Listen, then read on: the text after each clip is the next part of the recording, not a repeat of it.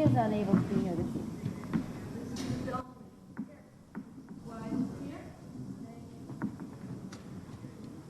Thank you. Now make a motion for the adoption of the agenda, October 18th, 2016. Do I have a second? Second. Mrs. Tolman. All in favor? 5-0. Thank you. And now we'll go to student and community comments. If anyone would like to speak to us this evening, we do have a dais right over there with a microphone. And we'd ask that you please identify yourself for the record. We are keeping to a 3-minute limit. And we do have a policy of not answering questions here this evening or getting into a discussion. We will try in the course of the meeting to answer questions, or we will get back to anyone. Thank you. Okay. Start my 3 minutes. Hi, my name is Barney Rosen, and I have 3 children in the school system.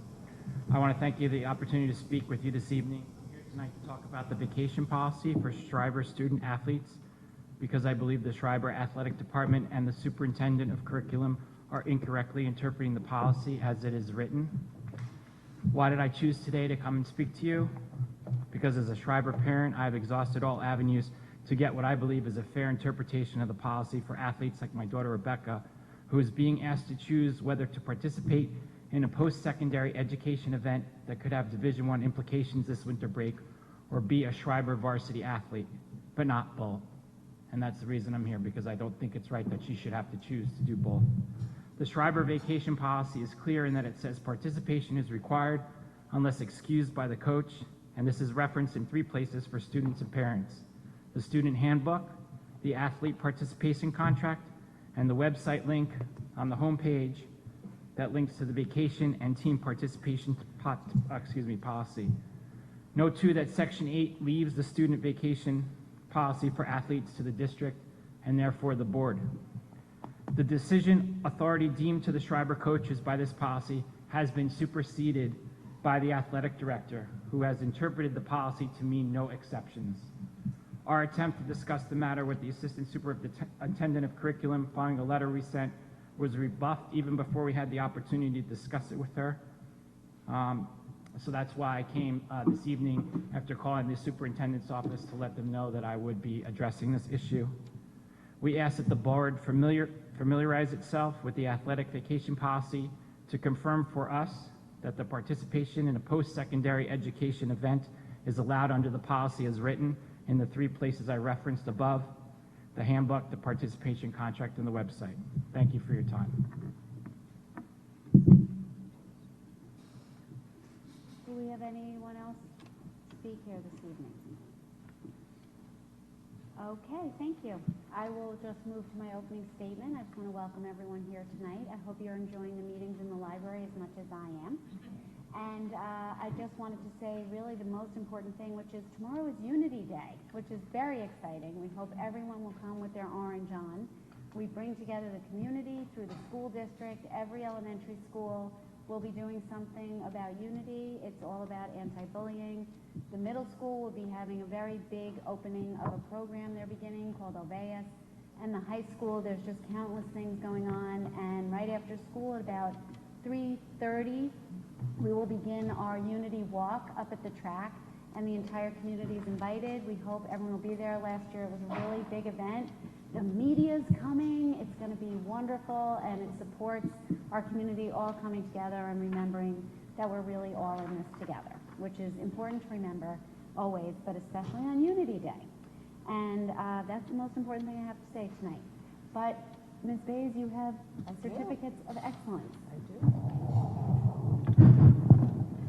Okay, so Paul D. Schreiber High School was informed by the National Merit Scholarship Corporation that 6 students in the class of 2017 have qualified for semifinalist classification in the National Merit Scholarship Program. Approximately 1.6 million students nationwide took the qualifying test, and approximately 16,000 students have earned the designation as semifinalists in the competition. The students now will complete an application form that includes information about academic performance, as well as a recommendation from the school counselor. The supporting documentation will be crucial in determining whether students become finalists in the process. The entire school community is very proud of the students' achievements and wishes them well in the next stage of the process. I will announce the 6 semifinalists. You can all come up after we will give you your certificate, and we'll take a group photo. Sophia Andreades, are you here? Okay. Hannah, they're studying. They've got one up on you. Hannah Erickson, Alana Hill, Maria Kogan, Robert Konoff, and Zachary Miller. Congratulations.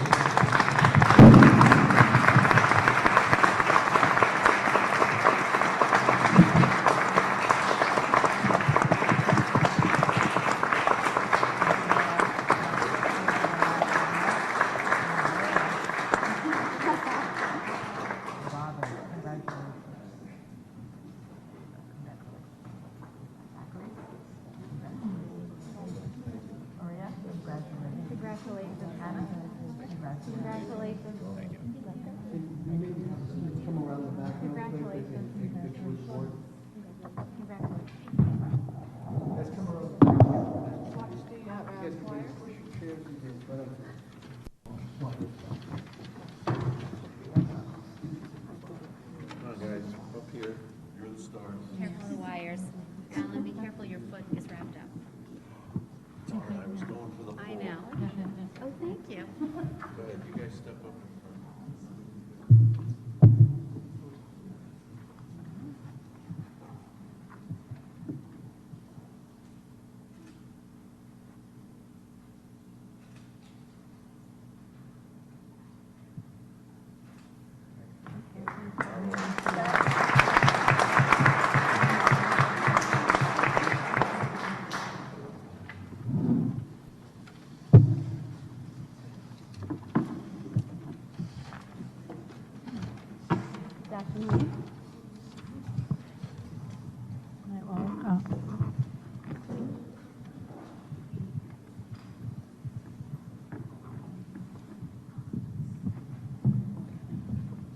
Good evening, everybody. I have a certificate tonight also. This certificate is actually for our Board of Education. So in observance of School Board Recognition Week, which is actually from October 24th to October 28th, but this is my only opportunity in October to acknowledge our Board of Education. I would like to present to Karen Sloan, our Board President, this certificate, again acknowledging the really important work that our Board of Education does for the children of our community. They are volunteers, and they're all very hardworking and dedicated, and we're very fortunate to have such a wonderful Board of Ed working on behalf of our students. So.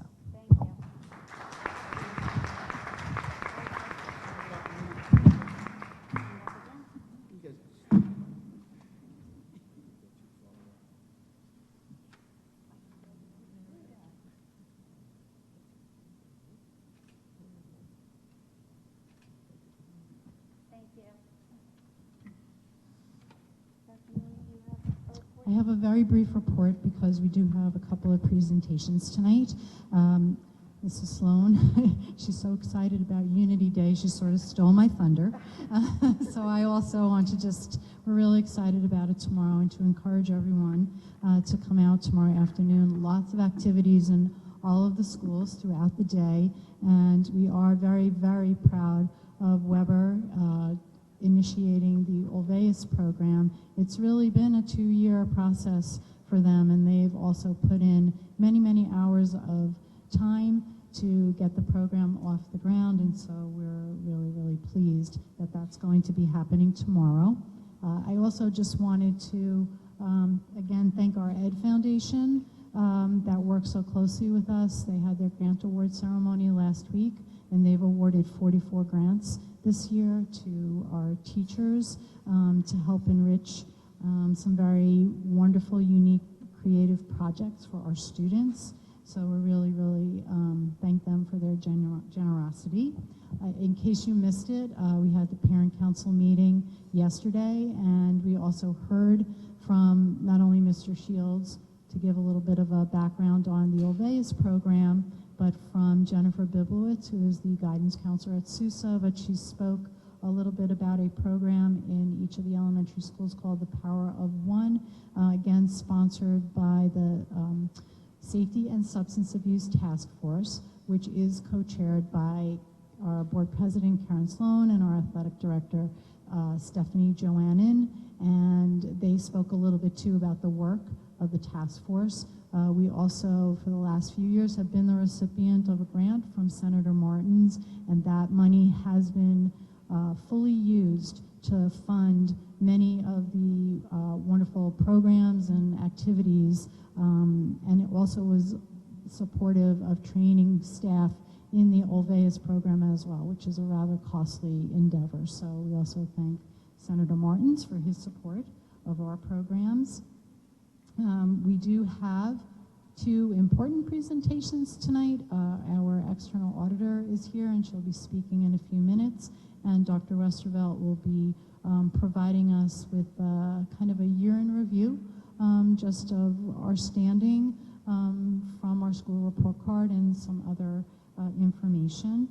At this time, I'm just going to ask Ms. Fennick to give us the enrollment report, and then we'll move on. Good evening, everyone. As of October 17th, yesterday, our student population is 5,541 students. We are 19 more students than we did on September 7th of this year, and we have 85 more students than we did at September 30th of 2015. So we're moving in that direction again. Thank you. I'll now make a motion to the approval of the minutes. September 12th, 2016, September 13th, 2016, and September 26th, 2016. Second, Ms. Maldoni. All in favor? 5-0. Thank you. And now we'll go to our discussion item. We'll begin with the auditors. Ms. Callahan, do you want to take that over? Every year, the state of New York requires that we have an external audit of the complete review of our financials. We have engaged the services for the past 5 years or so of Dark Angela, an auditing firm, public auditing firm out of Utica, New York. Trish Lucas is the partner from Dark Angela, who is the lead person on the account, and she will now present to us the findings not only for the general fund, but the one which is the one you are most concerned about because this affects your tax dollars. But we also have our school lunch fund and all of our other associated accounts audited by our auditing firm as well, including the extra classroom activity fund. And so without further ado,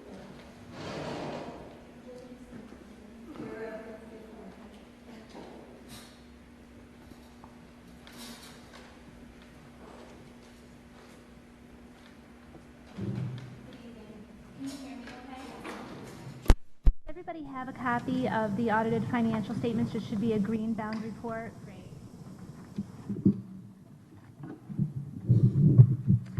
So I did meet with the audit committee a couple weeks ago as well.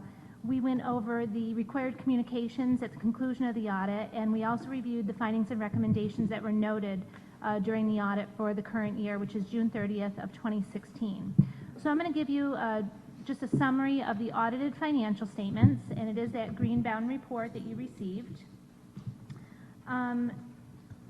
Last year there was a significant standard that was effective and implemented. It was GASB 68. That was a standard that required you to recognize the overfunded or underfunded piece of the pension plans that you participate in, which are the ERS and TRS. So this will be the second year of GASB 68. So as we go through, you'll hear me refer to GASB 68 quite a bit. And I'm happy to report that there were no new standards that were effective for the current year. So really no significant changes as far as the standards that were effective for your current year audit. There was one debt transaction that was significant. There was a new bond in the amount of approximately $6.8 million, It was converted from the previous year of a ban to the current year of a bond, so we'll look at that transaction as well. If you turn to page 1, pages 1 and 2 are the independent auditor's report. This is really the only section of the financial statements themselves that are the responsibility of D'Arcangelo and Company. The rest of the financial statements are the responsibility of the district. Our responsibility is to issue an opinion on your financial statements. So if you look at that second paragraph up from the bottom on page 1, that is your opinion paragraph. I'm happy to report that Port Washington did receive an unmodified or a clean opinion, which is what you're accustomed to receiving, and it is the highest level of opinion you can receive. So once again, a very clean audit report for the current year.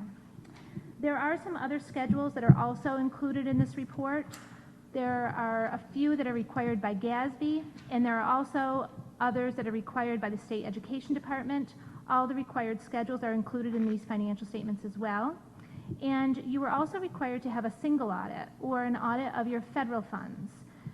Port Washington spent in excess of $750,000 of federal funds, which is the threshold for triggering a single audit. So there was a separate audit of your federal funds that was conducted as well.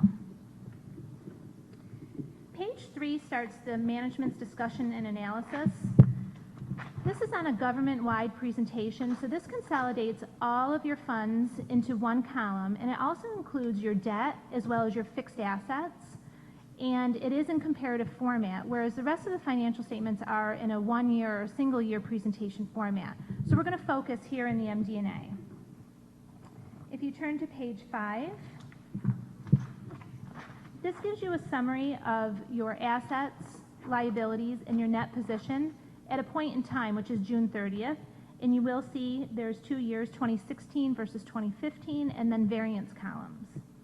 At the end of the year of 2016, you had total assets of $145.7 million. That was approximately a $3.5 million decrease from the previous year. You'll notice most of it is in your current and other assets. Your TRS rate decreased from the previous year, and therefore the liability at the end of the year decreased as well. That decreased approximately $3 million. If you recall from last year, the TRS plan was overfunded, and there's an asset on your books for this overfunding. So they decreased your rates. They're trying to even out that plan through future rates. So the rates decreased, and therefore the liability at the end of the year decreased as well. And that's what makes up most of the decrease in your current and other assets. Your capital assets, while you did have additions of about $2.8 million, you had depreciation expense of about $2.4 million. Therefore, there was a slight decrease in your capital assets. The deferred outflows of resources of that $15.3 million, you will notice it was approximately a $3 million increase from the previous year. The deferred inflows and outflows, for a majority of them, are directly from your pension plans. So these deferred inflows and outflows come directly from the ERS and the TRS plans. Those two plans have separate independent audits, and they also contract with actuaries. Those actuaries take the overfunded or the underfunded piece of those plans and allocate it to the various participants in the plan. These deferred inflows and outflows are supposed to kind of even out the impact on your revenues and expenses throughout the year. So if the asset or liability increase or decrease, they use these deferred inflows and outflows to even that out, so there isn't a significant impact in any one particular year. So these deferred inflows and outflows are reported to us directly from the plans and included in your financial statements. Your long-term liabilities increased a little over $21 million. Your long-term liabilities include your bonds, your OPEB liability, that is your post-retirement liability of the health benefits that you offer your retirees upon retirement from the district. And then there are some other smaller liabilities as well, but the other larger liability is your ERS liability. The ERS plan is slightly underfunded. At the end of 2015, they were approximately 2.1% underfunded. Now they're approximately 9.3% underfunded. So your portion of that liability did increase from year to year. At the end of last year, it was $1.4 million. It's now $6.9 million. Now we talk about these assets and liabilities from the plans. you don't have to cut a check to the plan for your portion of the liability, and you're not going to get a check from TRS from the asset or the overfunded piece. They're going to even out those plans and that piece of the underfunded or overfunded asset through future rates. So this is just a financial statement entry that you are required to have on your books. Your current and other liabilities, you will notice, decreased about $8.6 million. I had stated earlier that you had a ban outstanding at the end of last year. That ban last year was included in your current and other liabilities. That was converted to a bond during the current year, and the bond you will see the fund balance show up in the capital fund when we look at your fund balance. Your net position, it is a negative $15.2 million. Your net investment in capital assets is almost $34 million. That is your capital assets, your infrastructure, net of the related debt. You had restricted amounts of $7.7 million. Those are your reserves. We'll look at those in detail in just a moment. And then you had an unrestricted deficit of $56.9 million. Now keep in mind your OPEB liability, or those post-retirement benefits, the liability that you have on your books thus far is $99 million. That is why you are in a deficit position at the end of the year. While we are talking about that, there is a new GASB on the horizon. As of June 30th of 2018, you will have to put that full liability on your books. GASB 45 allowed you to amortize in that liability over a 30-year period. They're pretty much ripping that Band-Aid off and telling you that entire liability needs to be recorded on your books by June 30th of 2018. So as of right now, you have $99 million. Your total liability is about $224 million. So at June 30th of 2018, that full liability is required to be on your books, and that entry would be made in that particular year. If you turn to page 6, page 6 gives you a summary of your revenues and expenses. You had revenues of almost $150 million in the current year and expenditures of $147.4 million. So you did have a change in net position of a positive $2.4 million. Once again, keep in mind these are all the funds combined. Your revenues increased about $4.6 million. You will notice most of that is up in the property taxes and star line. That increased about $3.1 million. Most of that was due to a new pilot in the current year. And your expenses, your total expenses of $147.4 million, it was an increase of about $6 million over the previous year. Most of that, you'll notice, is in the instructional line item, which does make sense because that is where all of your contractual salaries and benefits are recorded. But in addition, due to the allocations that needed to be made for your OPEB and the pension plans recognition of GASB 68, both of those allocations increased as well. So it's not all contractual. A lot of that is allocations as well from your fund to your government-wide statements. So overall, your total expenses increased about 4.2%. And once again, your change in net position was about $2.5 million. So that gives you a summary of your financial statements on a government-wide position. If you look at page 9, page 9 details out your fund balance by fund. So you'll notice at the top of the page is the general fund. You did have total general fund balance at the end of the year of $15,146,000. It was an increase of about $2.2 million over the previous year. You had non-spendable fund balance of almost $1.6 million. That's a prepaid of your health insurance that you prepay in June for July. Then you had restricted amounts of almost $5.4 million. Those consist of all the reserves that have been approved in the past. You will notice just very small increases over the previous year. Most of that is just due to interest earnings. Assigned amounts were $2.5 million. Most of that consisted of encumbrances of about $1.6 million. And then you did appropriate $850,000 for the subsequent year budget. That leaves you with an unassigned amount of almost $5.7 million, which is 3.88% of your subsequent year budget. There is a compliance requirement that you should remain under or at or under 4% of the subsequent year budget, so you are in compliance with that requirement. I would like to talk a little bit about your reserves. I did have a conversation with a board member prior to the meeting, and the concern was, what if there was another year of a surplus or additional monies at the close of June 30th of 2017? You do have some capacity in your reserves. Your retirement contribution reserve is sitting at about $2.9 million. 1 year's worth of ERS expense for the district is about $2.2 million. So you have just a little over 1 year's worth of expense in that reserve. A lot of the districts that we audit have 3 to 5 years worth of reserve money in that particular reserve.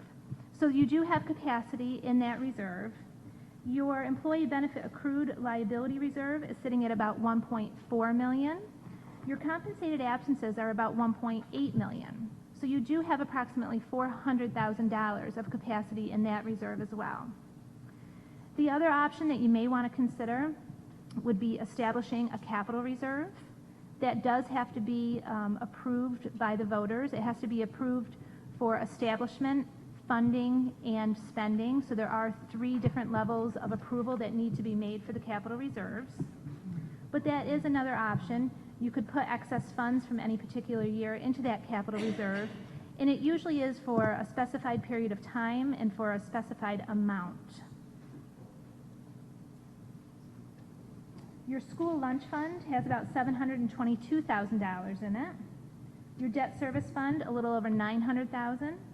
And then your capital projects fund has a little over $1 million in that reserve as well. You will notice that that's a significant increase over the previous year.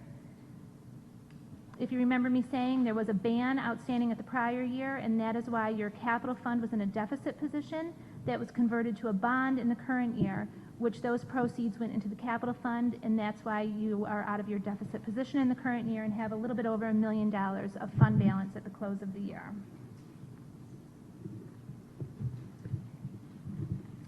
Any questions so far? Yes. Just to clarify, on page 6, you had said that the revenue, it says on the revenues for state and federal sources is about $8 million, a little more. And then you said that our spending, which required a single audit of federal funds, is $750,000. Are these like the same numbers? Is that $750 out of that number? That $8 million does include your federal funding. Your federal funding, though, was in excess of $750,000. You were actually at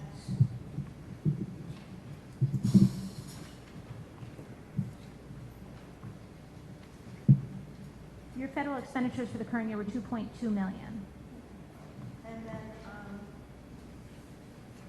is it your recommendation or a recommendation of the board to do a capital reserve fund? Like that, you're saying that would probably... That's definitely an option.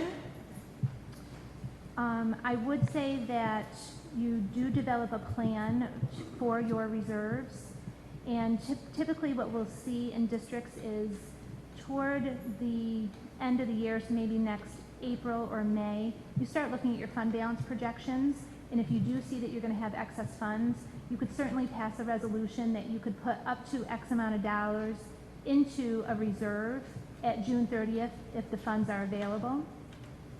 So that's something you can do, and I would suggest those 3. The retirement, the EBLR, or a capital reserve. The first 2 do not require voter approval. The last one does. You're welcome.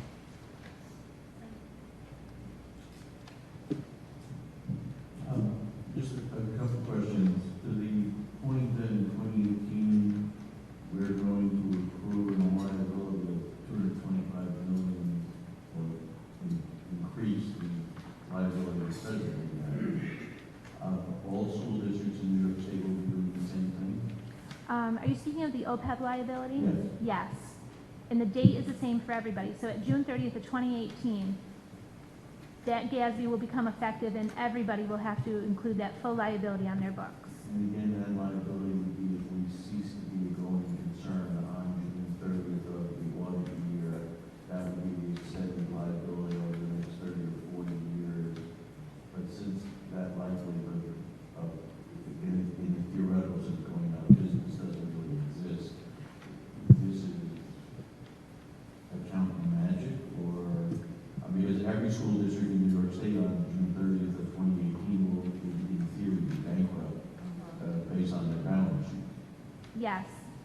you will be in a deficit position at that point in time. This really quantifies the present value of the liability of the benefit that you are offering your current and your retired employees.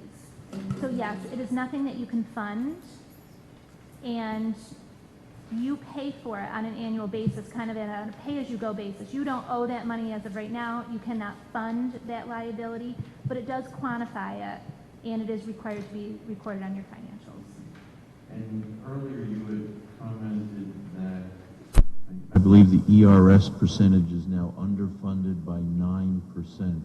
Have you noticed any correlation between the percentage of over or underfunding and the subsequent year's actual rate that will be charged as a school district? Yes, and actually there's a chart in the back that we can look at. If you will look at page 46. Pages 46 and 47 are relatively new. As of last year, these are two new required supplementary schedules by the GASB.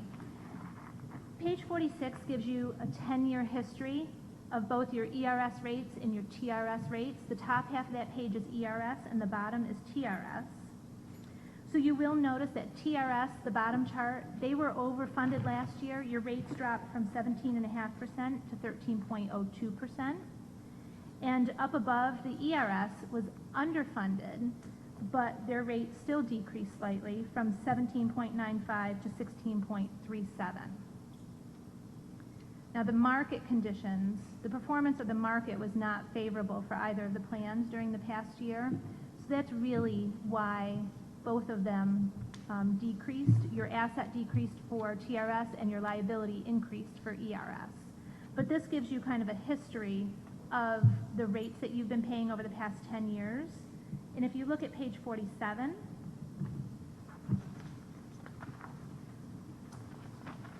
once again, the top half is ERS, the bottom half is TRS.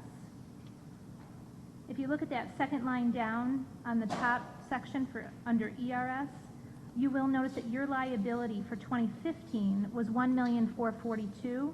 That liability increased to $6,851,000 at the end of March of 2016. So that bottom line under the ERS chart, that is the total funding percentage. At the end of 2015, they were 97.9% funded. At the end of 2016, they were 90.7% funded. So you can see their funding percent did decrease from year to year. The bottom half is TRS. That second line down under the TRS schedule, that is your asset. Your asset was $44,561,000. It did decrease to $41,573,000. That bottom line shows you their percent of funding. They were 111.48% at the end of June 30th of 2014 and 110.46% at June 30th of 2015. TRS is behind a year because their year end is June. So the numbers in here, because the June 30th 16 report isn't issued yet, the June 30th 15 report is the one that's reflected in these financial statements. Right, but as you had commented, as part of the smoothing effect of this, the state, what I'm trying to search for, if you go back to 46, is, for example, when you noted ERS, if we use 2012 or even 11, where it was 11.5, then it went to 15.5, increased all the way to 19% in 2014, and now has dropped. Is there any pattern you see that when we reach a certain threshold of being underfunded, to your next page that you quoted where we're down to 90%, that triggers almost automatically in the subsequent year an increase, so we would expect the 16.3 to go up, and still while, again, TRS is overfunded at 110, do you have any historical where that would track then to where we might continue to see a decrease, maybe the two balance each other, so we start to be able to actually be able to forecast within a certain range as those numbers are moving based on your audit numbers and the track that you're seeing? Can we almost pre-predict where we think those numbers are gonna come? I would anticipate TRS's rates to go down, and keep in mind of the lion's share of your expense is in TRS. And ERS, there are various rates depending on the different categories of employees. So those rates, this is a blended rate. But you're right, because they're underfunded, you would think that the rates would increase slightly. Thank you. You're welcome.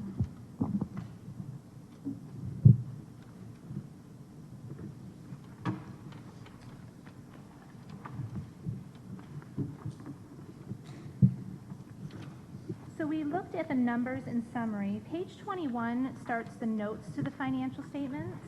I'm just going to point out a couple of the new notes that are included in here. On page 28,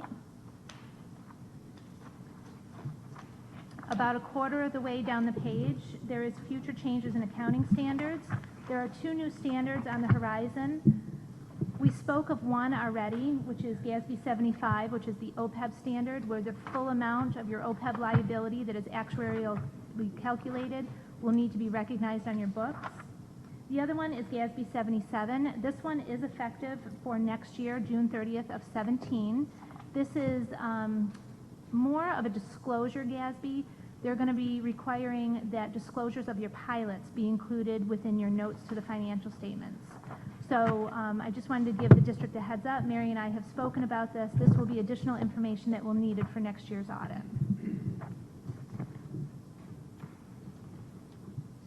Page 32.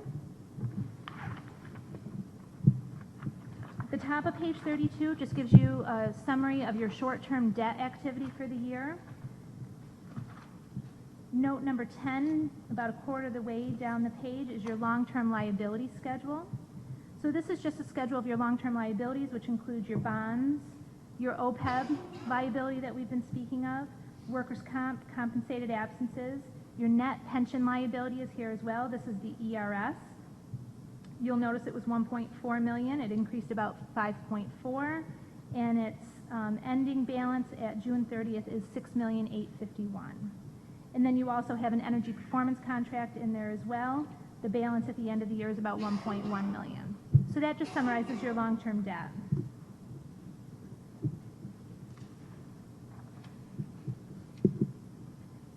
If you please turn to page 41.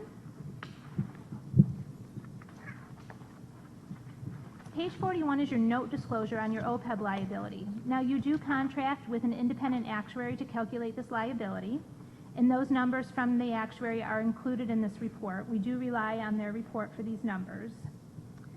So letter D, you'll see annual OPEB cost and net OPEB obligation. That bottom line there, the $98,666,000, that is the $99 million liability that I spoke of earlier. That is what is recorded on your books as of today. Letter E, your funding status, that $224 million number, that is your total liability. So that's the number in 2 years that will need to be recorded on your books. The next page I'd like to look at is page 44.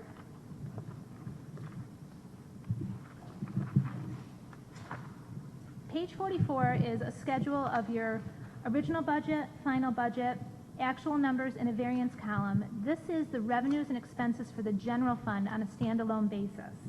So the top half is your revenues, the bottom half is your expenditures.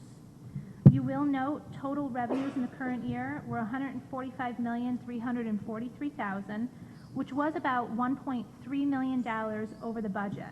That is less than 1% over budget.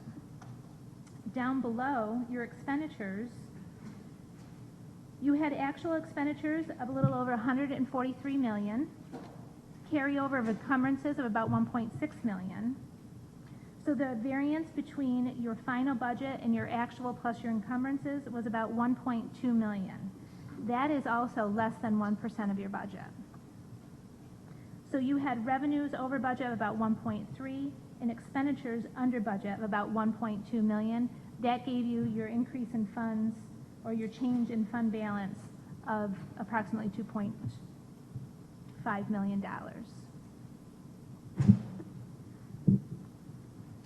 We've already looked at pages 46 and 47. Those were the pension plan schedules. If you turn to page 48, I would just like to point out, this is where the 3.88% fund balance is calculated, that bottom chart. Once again, you are required to be at or below 4%, so this is where your 3.88% is calculated. In page 51 starts the single audit section of your report. So pages 51 through 53 are the independent auditors' reports that are issued for your single audit. I'm happy to report that there were no significant deficiencies and no material weaknesses noted. There was also no non-compliance that was noted. So once again, a very clean single audit for the current year. Page 54, this gives you a schedule of your federal expenditures. As I had stated earlier, you spent about $2.2 million in federal funds, so that is over the threshold of the $750,000, therefore the single audit was triggered. Page 56 just gives you a summary of your results. Once again, unmodified opinion, no significant deficiencies, no material weaknesses, and no non-compliance noted. We did test the special education cluster, and you were labeled a low-risk auditee, which is good to know. That means you've had clean single audits in the past 2 years, and a low-risk auditee allows us to audit less of your federal funds. There's still a formula that we have to calculate on an annual basis, and your programs are rotated, but it is good to know that you've had clean single audits in the past at least 2 years, and therefore you are a low-risk auditee. Okay, that about sums up the district's financial statements. Any further questions on those? On the GASB for 2017 on the pilots, that's just a schedule which will itemize each one of the pilots and the dollar value of each one? Yes, it'll be just disclosure, so it'll be an additional note within the notes. Okay. And on page 41, where you're listing item D, the contributions made of $6 million, is that our actual pension expense? Are those correlated to each other? Yes, yes. So that is the amount that you pay on an annual basis. That is the amount that you paid out in premiums. Just as a general thing, I'd like to refer to budget and facilities, a discussion of the building fund or the capital fund. We had once talked about it a couple of years ago, but when we were voting for the bond, we didn't want to overcomplicate the voting booth, if you will, with an issue of both passing the bond and establishing the fund. But without a lot of that on the horizon, we've always had several members of the community say that we should plan and allocate money for expenses that we know will come from stuff wearing out within the district. And this might be a good opportunity to set up such a fund, and maybe we can explore that a little bit more at the next meeting.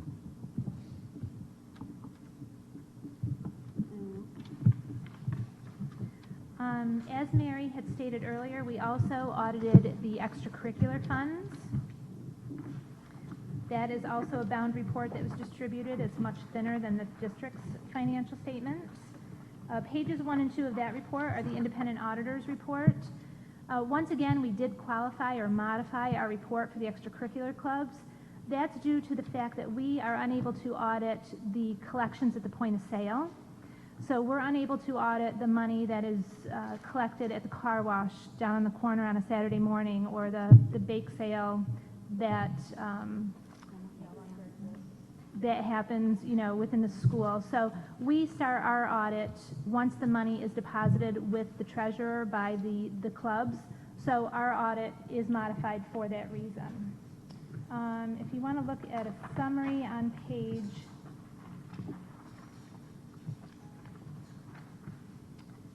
4. In total, your clubs had revenues of $227,000. They spent a little over $202,000. So there was an increase from year to year of almost $25,000. They started out with $218,700, and at the end of the year, they closed with $243,511. So that audit was performed by us as well. There were also 3 letters of communication that were issued. These were discussed in detail at the audit committee meeting, but those have been distributed as well. Any questions? As far as the numbers that here for the extracurricular, is there any obligation as to how long money can be in a fund or showing where it's going or anything else like that, or is it just generally we know it's 243,000 and that's okay? Well, there is detail by club. Right. In but the do back. we have an obligation to have like a certain amount allocated per club, or could we just say it's 243,000? Yeah, no, it really goes on a club-by-club basis. Some clubs you'll notice have very little money. One club has $14. Another club has $40,000. Right. Obviously, it would just kind of depend on the activity, but we do recommend that any club with no financial activity be closed out. Okay. I say financial activity in excess of 1 year. The club may still be active, but they have no financial activity. The monies should be closed out to the Student Council Fund. Now, you could look at them and say, well, you know, this club has had $10,000 in it for the past 4 years. What are your plans for this money? But also, as the classes graduate, like you may have a class of 2016, once that class graduates, there's typically funds that are left over. Those should be closed out to the Student Council, or they should designate it for some particular purpose. Thank you. You're welcome. Any other questions? Okay, thank you very much. I would just like to say that the audit went very well once again. The business office was very well prepared for our arrival, and everybody was very cooperative. So we were here a few days for interim, I think it was in June, and then we came back at year end after the books were closed in August and performed our field work. So thank you, Mary, for being well prepared for us. Mrs. Callahan, I just want to thank you and your entire office, and saying that once again we have such a great, clean audit and we're at the highest level. It doesn't happen with your eyes closed. We know how much work you put in and your whole office, and I want to thank you very much. I will pass that on to my office because I always say I am a generalist and they are the specialists. And out there, things would be very different. Thank you. And thank you. Thank you.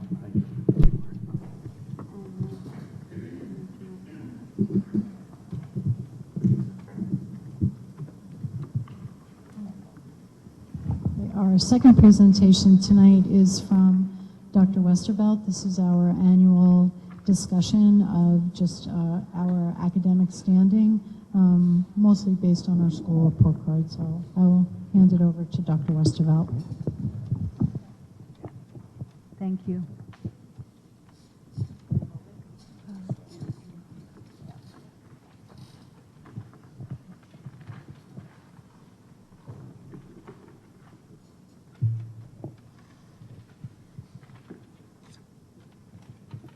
Good evening, everyone. As Dr. Mooney mentioned, we are going to look at the 2015-2016 school year and provide you with some demographic information and some comparisons to the prior year, in addition to some required exam results and graduation rates.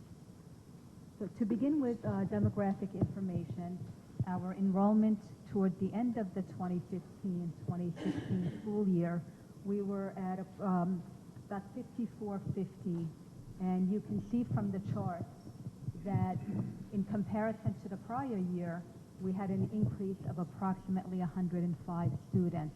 Now, what I should mention is that for the 14-15 school year, that number, the total enrollment, was based on Beds Day, which is early in October. However, the 2015-16 total is based on later in the 15-16 school year, toward the end of the year, because the 15-16 report card, the New York State report card, has not officially been published. When you look at our information in terms of free and reduced lunch, you can see that we had an increase of approximately 4 percentage points in free lunch. However, we had a slight decrease in reduced lunch, and that is based on the free and reduced lunch applications that are submitted. In terms of our English language learners, we maintained at about 8%, and again, that is based on the total school population. And children who are formerly limited English proficient, these are children who have scored high enough on the required NYSESLAT exam, so they are no longer considered English language learners. They are referred to as former English language learners or former limited English proficient students. We had a decrease in the former LEP students. When you look at our enrollment by ethnicity, there really was not a huge change. There was a slight increase in our Latino population and a slight decrease in our Caucasian and multiracial population. Now, these are the federal ethnicity groups that have been identified and are reported. So as everybody knows, children in grades 3 through 8 every year under what used to be the No Child Left Behind legislation are required to take an annual exam in both English language arts and in mathematics.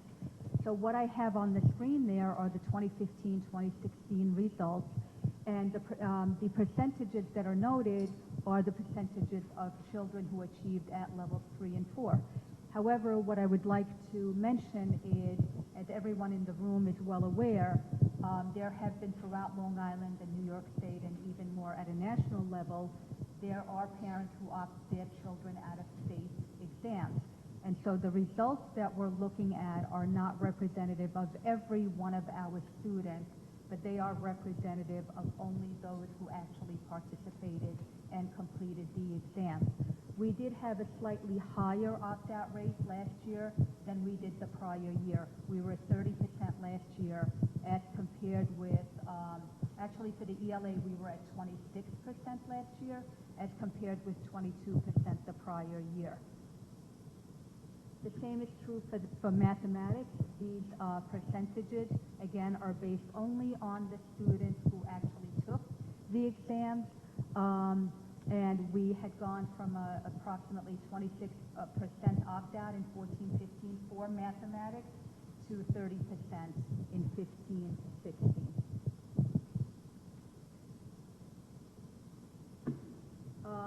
Just to share some Regents results, many of you are aware that we have been transitioning, even at the high school, from some traditional Regents exams to Common Core Regents exams in the areas of English and mathematics. So you can see that now for the Common Core Regents exams, unlike the traditional ones that have 4 performance levels, the Common Core Regents exams are scored on 1 through 5 performance levels. And the percentages of children that are reflected on the screen are those who are considered to either be proficient or who actually exceeded the standards. And as you can see, you know, we did very, very well with Common Core Algebra. This past year was the 3rd year of Common Core Algebra 1, and it was the 1st year for Common Core Algebra 2 Trigonometry. Continuing on with the Regents examinations in social studies and science, again, you can see that our results are very high, and obviously for this chart, these are traditional Regents exams. We do not have Common Core standards yet for science and social studies at the high school level. When you look at our graduation rates, you can see that we have pretty much maintained a graduation rate at or near 98%. For the 2016, the 99% reflected there is the percentage of seniors who graduated in June of 2016. New York State, at the end of each school year, gives a designation based on performance, not only to each school, but also to each district. And as you can see, every one of our schools received the status received a good status, and we are in good standing, not only as a district, but each of our schools. I would like to mention that the Daly Elementary School, prior to the 15-16 school year, the 2 years in a row required what's called a LAP, a Local Assistance Plan. Under the prior accountability system, subgroups, and under really the No Child Left Behind legislation, there were certain performance indicators that needed to be achieved to each subgroup, including English language learners, including the various ethnic groups that I showed earlier, including children with disabilities. So the Daly School required a LAP plan for the 2013-14 school year and 2014-15 school year. I am happy to report that the Daly School did not require a LAP, a Local Assistance Plan, and that what that means is they have met the AYP, or the Adequate Yearly Progress, for every subgroup. So they no longer needed to develop a Local Assistance Plan. So some things that we have done and will continue to do. This list by no means is exclusive of many, many other things that are happening and that have happened.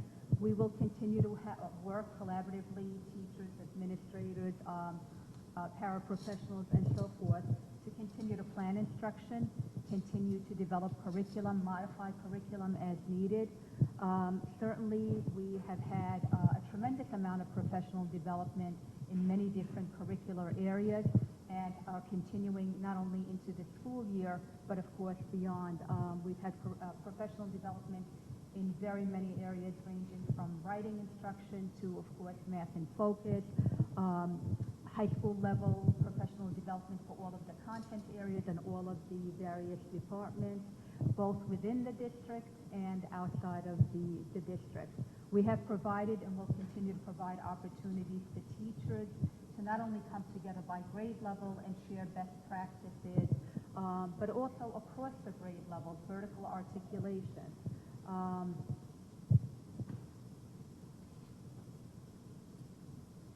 Again, professional development and workshops, and to continue to make resources available as needed, enhancing the integration of technology into the various curriculum areas, continue to refine our structures, programs, and resources so that we can continue to maximize student learning and student achievement.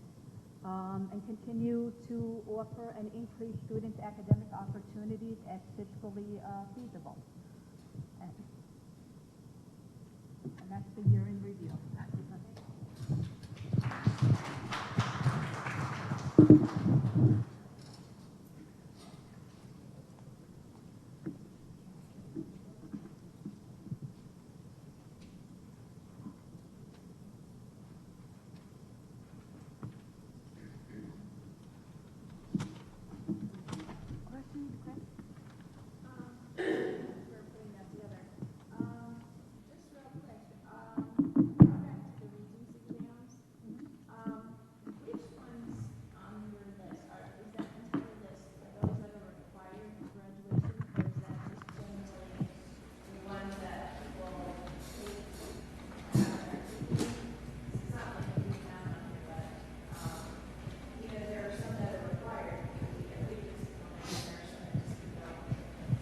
So the answer to that is it's a combination. So, as you know, New York State requires that students accumulate 22 credits in order to graduate. However, we require 22 and a half credits, which we have the additional half credit being a required health in ninth grade. So for mathematics, for example, students are required to earn 3 credits of mathematics. And so for Algebra 1 is the only required mathematics course. So what you saw in those two charts are some required and some that are not required, but that many students participate.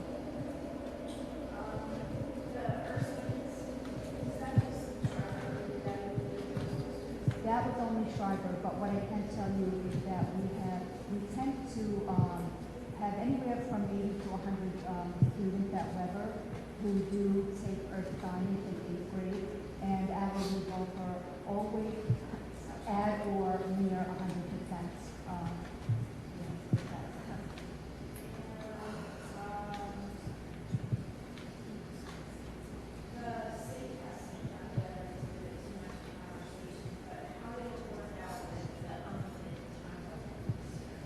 So, thank you for bringing that up. And for those who may not know, the state exams had always been timed, and they were, different times depending upon the grade level of children.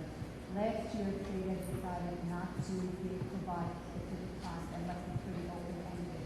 On average, third and fourth graders needed 70 minutes on average to complete a portion.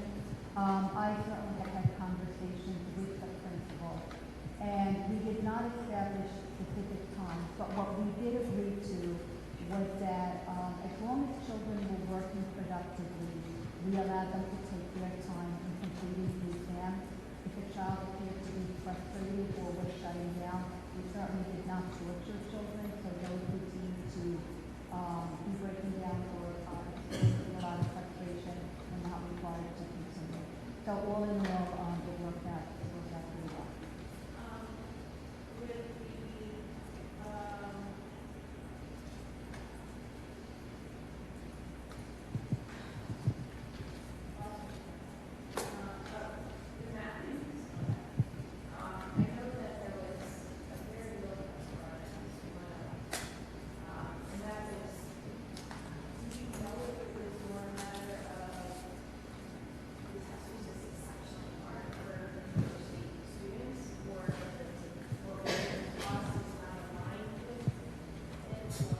I believe you are probably referring to the Algebra 2. So it was the first year for the Common Core Regents exam. And unlike geometry and Algebra 1, where there had been some change in the curriculum, there was a lot more change for the Algebra 2 trigonometry.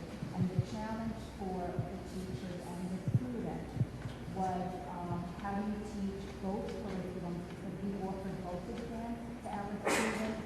How do you teach the curriculum to make sure that we are preparing them for both exams over really a 10-month period of time? But I do have to say that the teachers worked very collaboratively together. They actually began revising the curriculum now. I want to say in the summer of 2015. So we did not wait until this year to be ready. I do believe that we were ahead of many other places because the teachers really took the initiative and recognized that it was going to be a tremendous challenge. And I think all in all, we did pretty well. So the 81% on that one's at 3, 4, 5. Other 90%. Did they have an opportunity to use these exams? They can use it. And is it only at the end of the year, or is it time in December, or In August, they can retake the exam in August. This past year.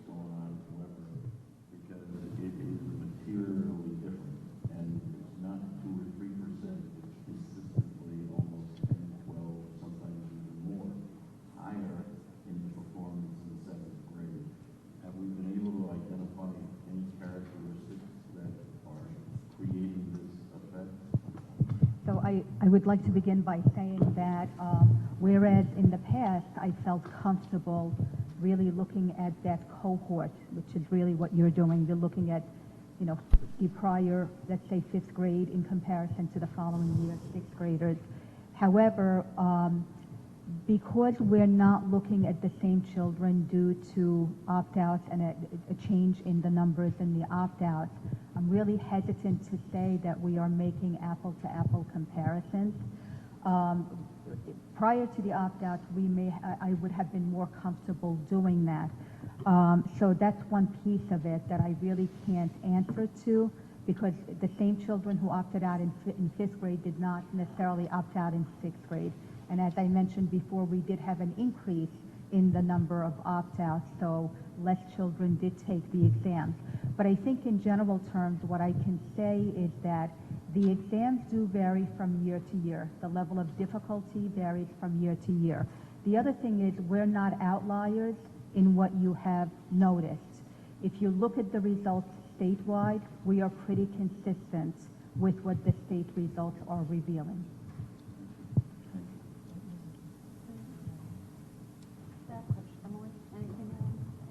Alan actually asked one of my questions, but the question I was going to ask, and you kind of answered it by that if the numbers are not consistent in the opt-outs, was we had an increase in opt-out students from this year to last. So did the change in our numbers did we go lower or higher? In other words, we took the 5th grade or the 6th grade. Was our 5th grade, did the opt-out affect our numbers? Really my question, but we can't answer that question. Yeah, what I can say is that last year when I did this presentation, I had spoken in detail about the numbers of students who opted out to each grade level in each exam, and how many of them the prior year had achieved a level 1, a level 2, a 3, or a 4. However, I don't have those numbers with me here for this year, but what I can say is that some went up and some went down. And the other thing is that for this past year, let me say this. The prior year, we had a high percentage of students who opted out who the prior year had achieved either a level 3 or 4. What we found for this past year was that it was mixed. Thank you. Think that's it? Yep. Thank you very much, Dr. Russell. You're very welcome. I will go to committee reports, policy, and personnel. Ms. Hennig, do you want to just talk about what was discussed at the meeting, because Ms. Johnson's not here? Sure. We discussed two policies.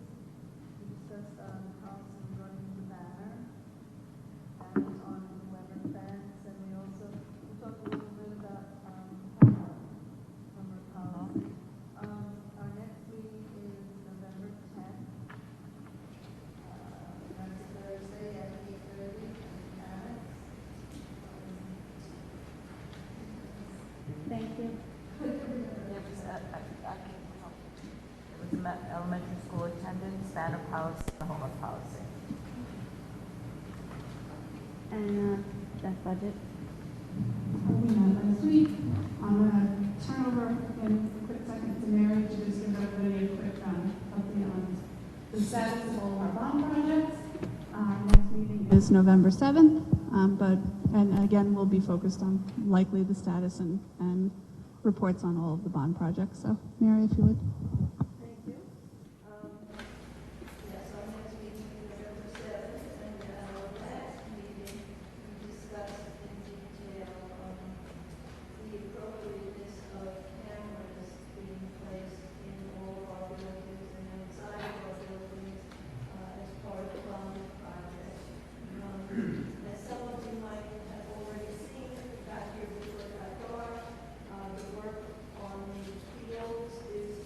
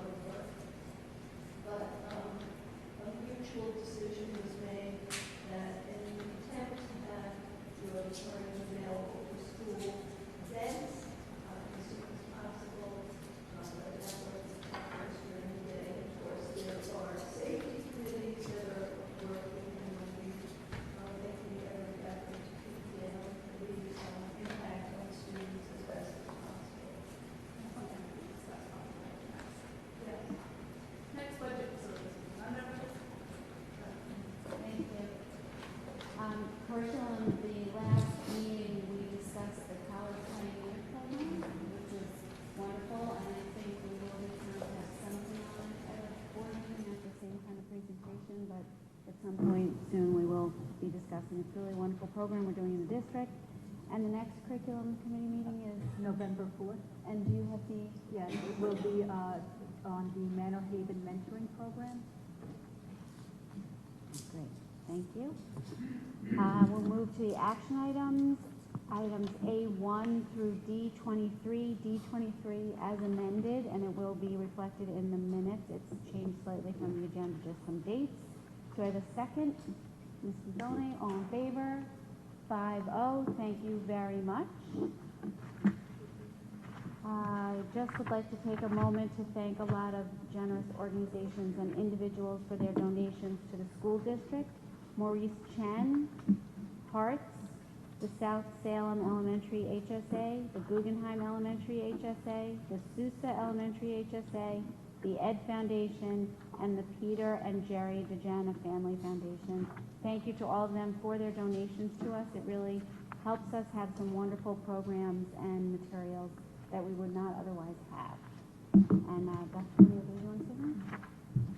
I just wanted to thank the board and to point out that we did approve, or the board, I should say, approved a successor agreement with the Teachers Association, and we're very pleased with the agreement, and we thank them for their cooperation and working with us. So very happy about that. Thank you. I would just like to add that the whole spirit of negotiations and the agreement itself is really a tribute to the spirit of respect that goes on in our school district right now between our superintendent and the board and the Teachers Association, and hopefully with all of our associations. And we would just like to thank you very much, everyone, for your hard work on making this happen. Board policy. I am going to approve for the policies for the first reading. Policy 5140, entrance age, and policy 6650, claims auditor. Do I need a resolution for that, Mary? Actually, I was going to try to interrupt. Oh, please feel free. I simply wanted to acknowledge that after a very long process, we were able to find a replacement for the position of Assistant Business Administrator. Jessica Mack, who's sitting in the audience, is going to be joining us in a month's time.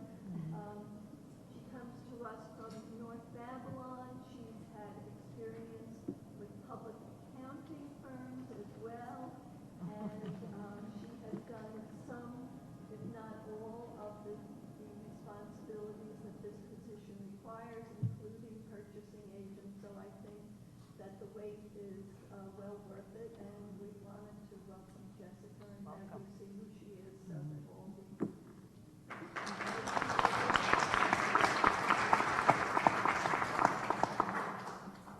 Do I need a resolution for those, or just mention that? This was first reading? This is first reading. Okay. So those two, the backup for those is on the website for anyone that cares to read up on them. And now, old business. Anybody? New business? We have another opportunity for the community to be heard. If anyone would like to step up to the microphone. Okay, we're adjourned. Thank you.